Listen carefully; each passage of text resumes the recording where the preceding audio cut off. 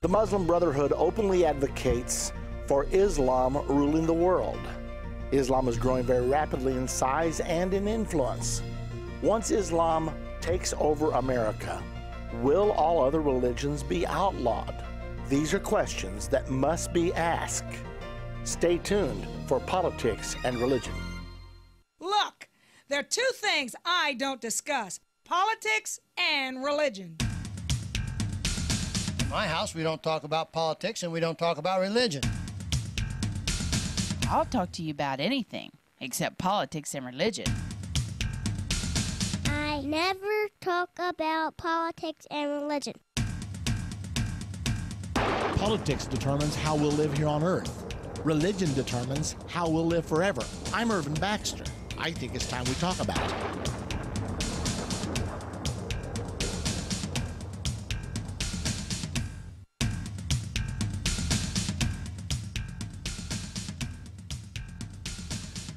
Would you like to personally witness an amazing fulfillment of Bible prophecy? I have one for you today.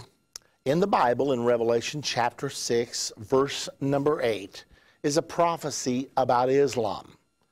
The official color of Islam is green, and the prophecy talks about a green horse. And it says there about the green horse, and power was given unto him over the fourth part of the earth. Now, this particular story, this article comes from IslamOnline.com, and it's dated January the 31st of 2011. The headline reads, "Muslims to make up quarter of global population." Now, let's look at it again. Power was given unto them over the fourth part of the earth, speaking of the green power.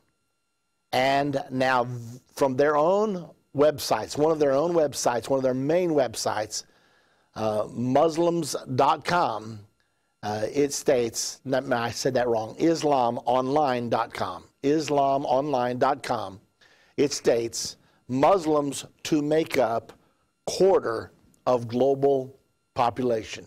Power was given them over 1/4 of the earth. Muslims to make up 1/4 of global population. I've been teaching now for 3 or 4 years that the green horse is a symbol of Islam.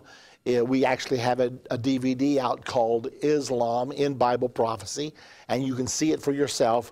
We go into a great detail, absolute proof. It will amaze you. Anyway, just thought you would like to see an up-to-date depiction of prophecy actually being fulfilled. Now, another thing we want to talk about today is the Muslim Brotherhood, because a lot of people really don't know much about it. There are several branches of Islam, but some of the more well-known ones are Hezbollah, Hamas, and the Muslim Brotherhood. The Muslim Brotherhood is particularly powerful in Egypt, but it's not confined to Egypt by any stretch of the imagination. As a matter of fact, the Muslim Brotherhood gave birth to Hamas, which now controls Gaza down in the southern part of Israel. So it's so important that we really understand what's going on. Now, something happened, and I thought it would be really good to try to educate all of us about the Muslim Brotherhood, and so we're going to look at that today. I have an article entitled "A Portrait of Muslim Brotherhood's Supreme Authority," and it deals with the man who preached on Tahrir Square 10 days ago. He was allowed to come into Egypt. He's been exiled for 30 years, but he was allowed to come in, and 1 million people listened to him.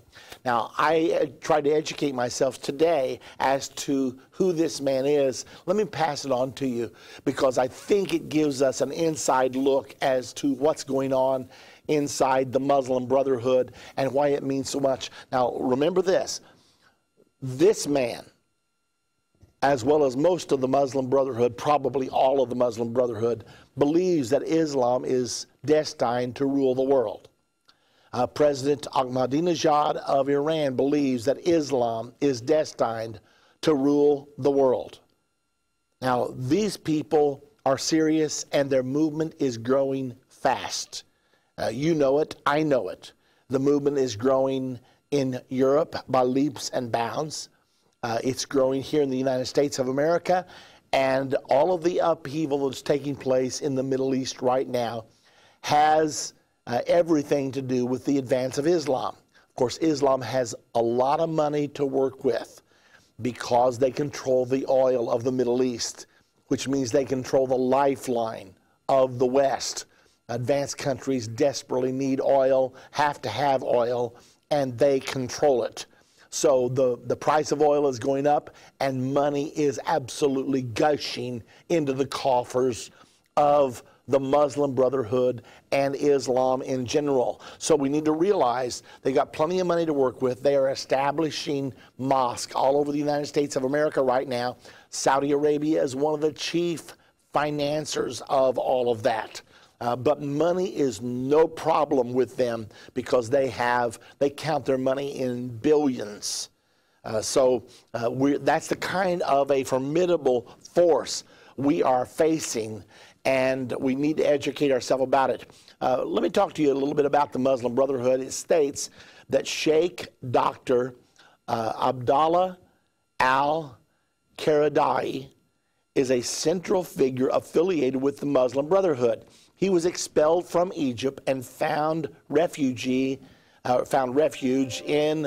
Qatar, operating from there throughout the Muslim world. Many consider him the supreme religious and ideological authority for the Muslim Brotherhood, although he is not officially its leader. In the past, he refused to accept the title of the Muslim Brotherhood's general guide. He is influential in Egypt and considered one of the most important Sunni Muslim clerics of our generation, and a spiritual authority for millions of Muslims around the world, including the Hamas movement. The article goes on to say that al-Qaradai's popularity among the Sunnis has grown because of the massive use he makes of electronic media, mainly television and the internet. One of his most important tools is the Al Jazeera TV channel, which broadcasts his popular program, Life and Islamic Law, viewed by tens of millions of Muslims. These are some of the things that are going on under the banner of the Muslim Brotherhood. Now, many people believe that with the toppling of the Mubarak government in Egypt, that the Muslim Brotherhood, it's only a matter of time until they take over the rulership of Egypt. I don't know whether that's going to happen or not. Time will tell. All I do know is that the present government allowed this man, his name is not that easy to pronounce, Mr. al-Qaradai. They allowed him and him only a week ago, Friday, on the Muslim Day of Worship, to erect a huge platform in Tahrir Square, which has become a symbol for the revolution, because that's where all of the big demonstrations took place. They allowed his followers to erect a huge platform, and then he came there to speak, and 1 million people stood and listened to him speak. During his speech, he called for jihad, and he called for the liberation of Al-Aqsa, which means the Temple Mount. So we're dealing with, he also is absolute believer in that the entirety of Palestine must be liberated, which means that Israel would cease to exist.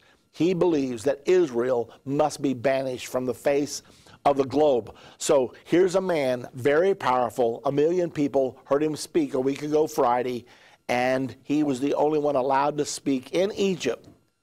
So what's all this amount to? In the meantime, Islam is gaining by leaps and bounds in Great Britain, in France, in many other countries of Europe, and many people believe that Islam will take over Europe within the next 20 or 30 years. Let me see if I can find one of the statements he made. At the same time, building a bridge between the needs of Muslim immigrants' daily lives and Islamic religious law also includes regarding taking over Europe as Islam's next target. In 2003, Al-Qaeda issued a fatwa declaring that Islam will return to Europe as a victorious conqueror after having been expelled twice. This time, it will not be conquest by the sword, but by preaching and spreading Islamic ideology. The future belongs to Islam, the spread of Islam until it conquers the entire world and includes both East and West, marks the beginning of the return of the Islamic Caliphate. So here we have, we supported the overthrow of Mubarak. The United States did, the United States government did. And within 1 week of the overthrow, we have this man the only person allowed to speak in downtown Cairo, calling for the total absorption of Europe and eventually the conquering of both East and West, talking about the entire world, and that Islam would then rule the world. Ladies and gentlemen, what is going on? Are our leaders deaf, dumb, and blind? Is there someone very high up in the United States that would favor Islam taking over the world? I do not know the answer to my questions right now. I'm going to be very transparent and open with you.